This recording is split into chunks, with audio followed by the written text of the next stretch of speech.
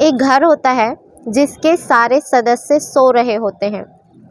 एक बुज़ुर्ग व्यक्ति होते हैं, उनकी नींद खुलती है तो वो आंगन में टहलने लगते हैं। टहलते टहलते उनकी नज़र अपनी बेटे बहू के कमरे पर जाती है। उनका ध्यान जाता है कि बहू के कमरे की लाइट जली हुई है। आधी रात का समय था। वो अपनी बहू के कमरे के पास जाते हैं। जा कर के दरवाजे से झांकने की कोशिश करते हैं, मगर दरवाजे से कुछ दिखाई नहीं देता। तब भी पास में लगी हुई एक खिड़की होती है। वो खिड़की के अंदर एक सुराख बना हुआ होता है। वो सुराख में जैसे ही झांकते हैं, देख करके होश दंग रह जाते हैं। जो उनकी बहू होती है वो बिल्कुल नग्न अवस्था में खड़ी हुई होती है, निर्वस्त्र होती है, शरीर पर एक भी कपड़ा नहीं होता है और आपत्तिजनक स्थिति में होती है। वो उसे वहाँ से देख रहे होते हैं। तभी जो बहू होती है उससे लगता है कि कुछ आहट हुई, कोई उन्हें देख रहा है। तभी वो कमरे की सारी बत्तियां बुझा देती है और खिड़की जैसे ही खोलकर देखती है, सामने उसके ससुर खड़े होते हैं। वो ससुर को देखकर पानी पानी हो जाती है और कहती है कि पिताजी, मुझे आपसे ये उम्मीद नहीं थी। लेकिन जो सारी कहानी शुरू होती है वो यहीं से शुरू होती है और अंजाम इस कदर भयानक होता है कि लोग सुनते हैं तो उन्हें यकीन नहीं होता। नमस्कार, आदाब, सत श्री अकाल। मैं ज्योति गौड़ और आज की जो सच्ची घटना मैं आपको सुनाने जा रही हूँ, राजस्थान प्रदेश का एक शहर लगता है भरतपुर, और भरतपुर शहर का ही एक गांव है चिकसाना, और चिकसाना के पास में ही एक जगह है नुहू में एक औरत है जिसका नाम है रीमा।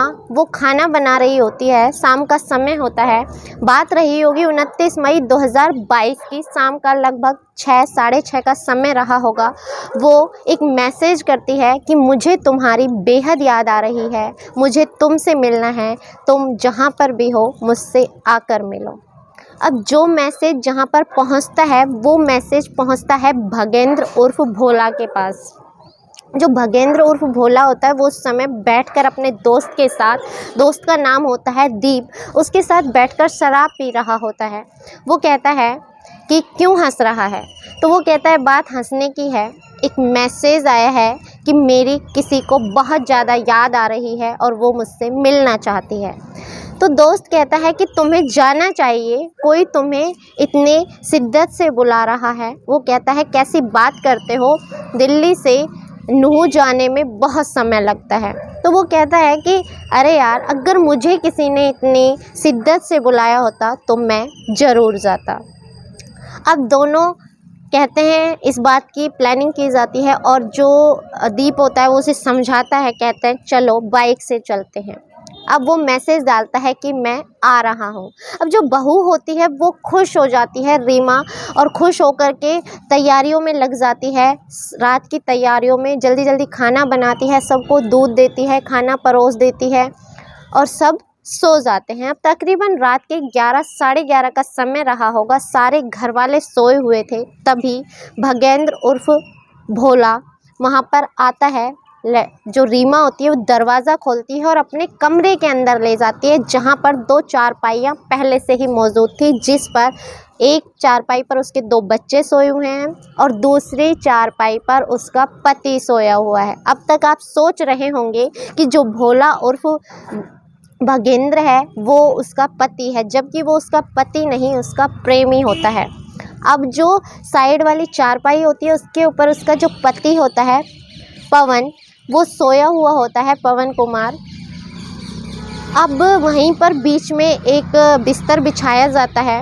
अब दोनों बैठकर आपस में बातें करने लगते हैं और शारीरिक संबंध बनाने लगते हैं। अब तकरीबन ये बात का सिलसिला थोड़ा लंबा हो जाता है और अचानक से पवन कुमार की नींद खुल जाती है।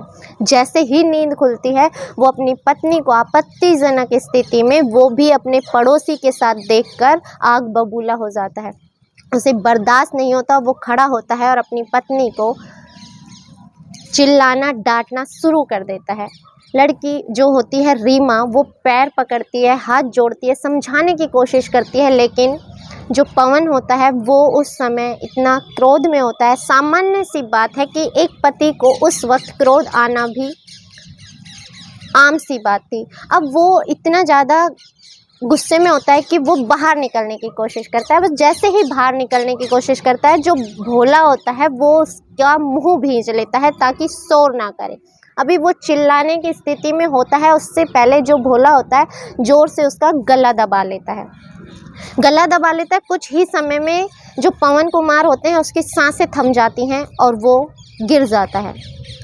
अब दोनों सन्नाटे में थे कि ये क्या हो गया अचानक से, जिस बात की उन्होंने कल्पना भी नहीं की थी। ये व्यक्ति तो ढेर हो गया, उसकी सांस चली गई है, अब वो जिंदा नहीं है। जाने अनजाने उनसे एक कत्ल हो गया। अब जो भोला का दोस्त होता है दीप, वो बाहर ही बाइक पर खड़ा होकर इंतज़ार कर रहा है। उसे पता नहीं है कि अंदर क्या हो गया है, कत्ल हो गया। और जो घर के सारे सदस्य हैं अभी तक उन्हें भी कुछ नहीं पता, क्योंकि सारे गहरी नींद में सोए हुए थे।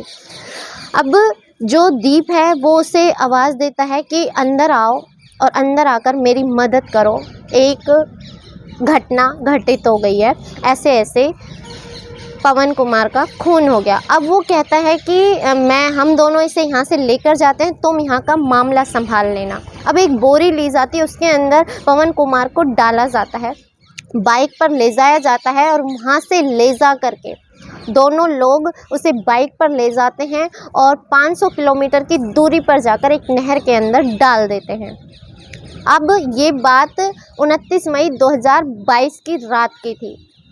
अब जब सुबह होती है 30 मई को जब पवन कुमार घर में दिखाई नहीं देता तो घर में पूछताछ शुरू होती है। पत्नी से पूछा जाता है तो पत्नी कहती है मेरी जब नींद खुली सुबह के तकरीबन 4 बजे थे, मैंने 4 बजे जब देखा तो वो अपने बिस्तर पर नहीं थे, पता नहीं कहाँ चले गए, कुछ बता कर भी नहीं गए, मैं बहुत ज़्यादा परेशान हूँ।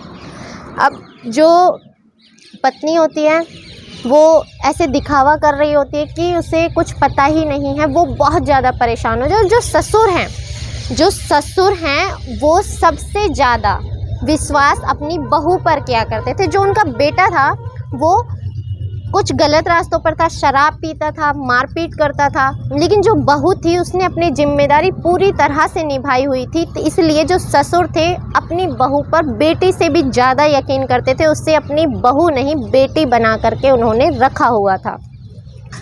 अब वो जैसे कहती है ससुर जी को यकीन हो जाता है। अब 30 मई को थाने में जाकर पास के चिकसाना थाने में जाकर तहरीर दी जाती है कि ऐसे ऐसे उनका बेटा लापता हो गया है। अब जो बेटा होता है उसकी जो गुमशुदगी की रिपोर्ट दर्ज कराई जाती है, आसपास ढूंढा जाता है लेकिन वो नहीं मिलता। अब यही सब चल रहा होता है, तलाश होती रहती है। अब जो चिकसाना थाना प्रभारी होते हैं उन्हें शक होता है उनकी बहू पर। वो कहते हैं कि एक बार हमें आपकी बहू से पूछताछ करनी है, लेकिन जो ये हैं हरि प्रसाद शर्मा जी जो पवन कुमार के पिता हैं, वो बोलते हैं कि नहीं, मेरी बहू ऐसा कुछ नहीं कर सकती, मैं उसकी ढाल बन करके खड़ा हूँ, मुझे किसी पर भी शक हो सकता है लेकिन अपनी बहू पर शक नहीं हो सकता। वो बताते हैं इनकी पूरी कहानी जो आज से इनकी शादी से शुरू हुई थी। कि कहानी कुछ ऐसी होती है कि पवन कुमार जिनकी उम्र लगभग 30 वर्ष होती है, नूह गांव के रहने वाले थे, और जो लड़की है जिसकी उम्र है रीमा, इसकी उम्र उस वक्त 16 वर्ष थी और ये रहने वाली थी कानपुर की। दोनों की उम्र में लगभग 14 वर्ष का अंतराल था, यानी 14 वर्ष का अंतर था, लेकिन घर वालों की रजामंदी से, सहमति से दोनों का पूरी रीति रिवाज से विवाह हो जाता है। विवाह होता है, विवाह उपरांत दोनों बहुत खुश होते हैं, बहुत अच्छे से दोनों का जीवन चल रहा होता है। उनके अंदर उम्र का कोई भी भेदभाव नहीं होता। कुछ समय बाद उनके घर में एक बेटा जन्म लेता है। बेटे का नाम वो लोग रखते हैं कार्तिक। कुछ समय बाद ऐसे ही वक्त बीतता रहता है और एक बेटी और जन्म लेती है जिसका नाम वो लोग रखते हैं कीर्तिका। सब कुछ खुशनुमा चल रहा था, बहुत अच्छा था। जिसमें कोई शिकवा नहीं था, कोई गिला नहीं था, खुशनुमा ज़िंदगी चल रही थी, घर परिवार बहुत ज़्यादा सुखी था। अब जो पवन कुमार होते हैं वो बाहर रहकर यानी दिल्ली में रहकर कार्य किया करते थे, तो वो एक दिन अपने पिता से कहते हैं कि पिताजी अगर आपको आपत्ति ना हो तो मैं रीमा को अपने साथ शहर लेकर चला जाऊँ, मुझे वहाँ खाने पीने की दिक्कत होती है, मैं वहाँ पर अकेला रहता हूँ, मेरा मन भी नहीं लगता और खाने पीने की भी मुझे बहुत ज़्यादा असुविधा होती है।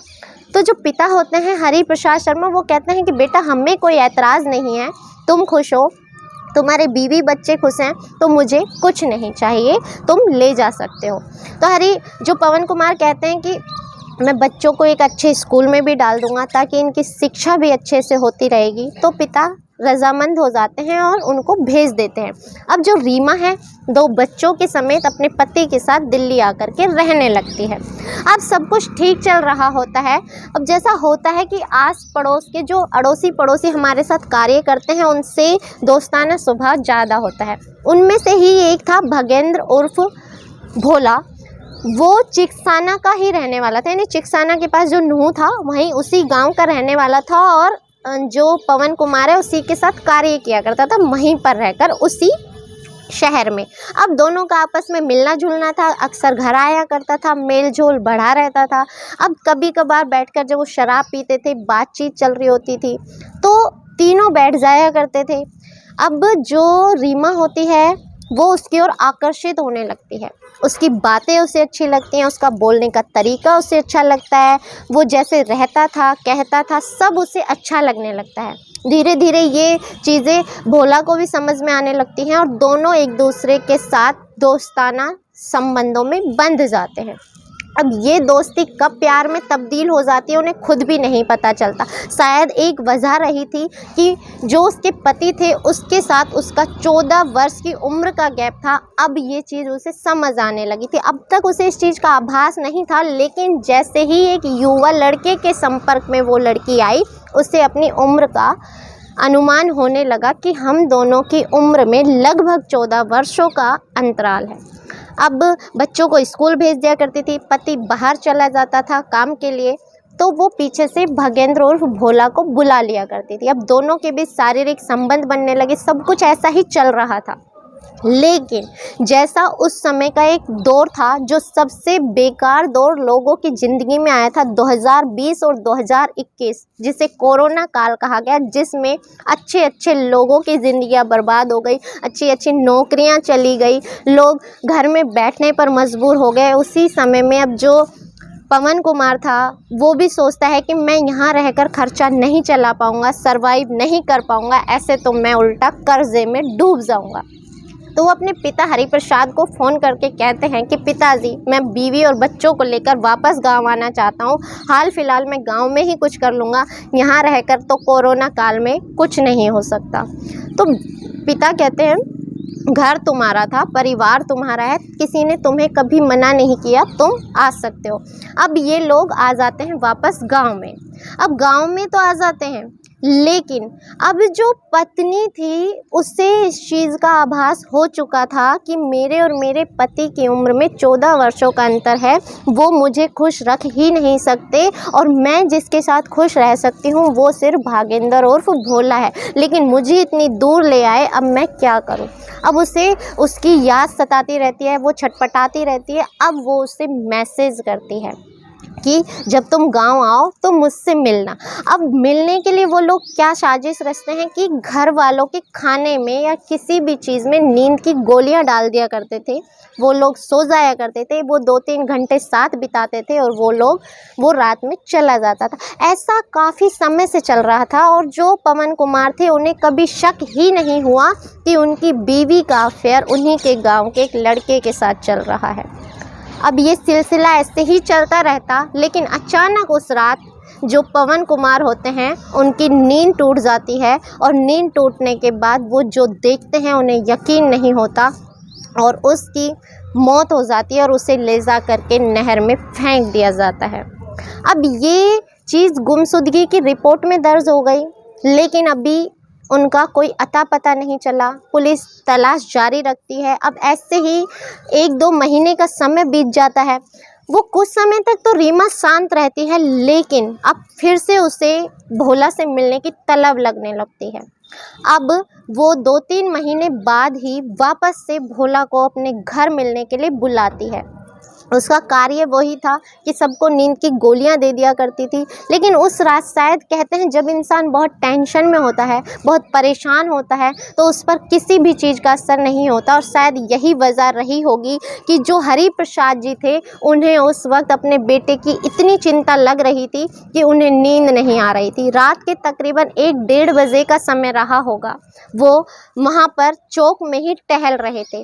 टहलते टहलते अचानक क्या देखते हैं कि उनकी बहू के कमरे की लाइट ऑन है और वहाँ से कुछ आवाज़ें आ रही हैं। वो जाते हैं और दरवाजे से देखते हैं, कुछ नहीं दिखाई देता। लेकिन फिर वो खिड़की के पास जाकर, एक झरोका होता है उसमें से देखने की कोशिश करते हैं, तो क्या देखते हैं कि उन्हीं के गांव का एक लड़का है भगेंद्र उर्फ भोला, उनकी बहू उनके साथ आपत्तिजनक स्थिति में है। वो ऐतराज़ जताते हैं, गुस्सा करते हैं। तो बहू उन्हें अपने तरीके से समझाने की कोशिश करती है, लेकिन ससुर समझते नहीं हैं। वो सिर्फ इतना बोलते हैं कि मैंने तुम पर अपने बेटे से ज़्यादा यकीन किया और तुमने ये करके दिखा दिया। लेकिन जो भोला होता है वो जोश में होश खो देता है और वो बोलता है कि तुमने अगर कुछ भी करने की कोशिश की तो जो अंजाम तुम्हारे बेटे का हुआ है वही मैं तुम्हारा कर दूंगा। वो इतना बोल तो देता है लेकिन वहीं से फरार हो जाता है। अब सुबह होती है। सुबह होने के बाद बहू को उसके मायके वापस कानपुर भेज दिया जाता है। पुलिस को चीज़ें बताई जाती हैं, घर की तलाशी ली जाती है, तो कुछ कपड़े ऐसे बरामद होते हैं जिन पर खून के दाग लगे हुए थे। वापस से भगेंद्र उर्फ भोला और रीमा को उठाया जाता है और उनसे सख्ती से पूछताछ की जाती है, तो वो सारी कहानी बता देते हैं। अब जो हरि प्रसाद जी होते हैं वो इस सदमे से उभर ही नहीं पाते कि मैंने जिस बहू को बेटी बना करके रखा, जिसे इतना मान दिया, इतना सम्मान दिया, आज के समय में जहाँ बहुओं को बहू नहीं समझा जाता, वहाँ मैंने एक बहू को बेटी का दर्जा दिया, उसने मेरे ही बेटे का कत्ल कर दिया और मेरी भावनाओं को आहत किया। वो बहुत इस चीज़ से इतना आहत हो जाते हैं कि उन्हें यकीन ही नहीं हो पाता।